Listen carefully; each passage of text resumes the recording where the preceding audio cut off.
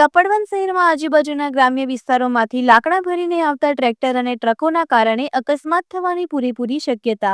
Kapadvanj railway station road લાઠી બજાર પાસેના timber merchant એસોસિએશનના વજન કાંટા પર તોલવા માટે મનમાં આવે તેમ રસ્તા રોકી ટ્રેક્ટરો રાહદારીઓને પરેશાન કરી રહ્યા છે.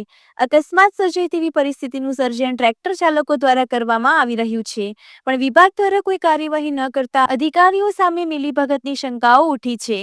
આટલા બધા વૃક્ષોના છેદન માટે શું મંજૂરી લેવી પડે છે કે નહીં તે વિભાગ જાણે. આડેધડ બેફામ થતા વૃક્ષ નિકંદનથી પર્યાવરણને ભારે નુકસાન થવાનું કારણ બની રહ્યું છે.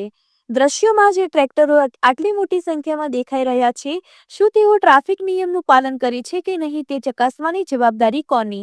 નંબર પ્લેટ, રેડિયમ, વીમા અને ચાલકનું લાયસન્સ વગેરે કોણ તપાસશે? દ્રશ્યોમાં નંબર પ્લેટ વગરના વાહનો સ્પષ્ટ દેખાતા હોવા છતાં અહેવાલની અસર થાય છે કે નહીં તે જોવું રહ્યું.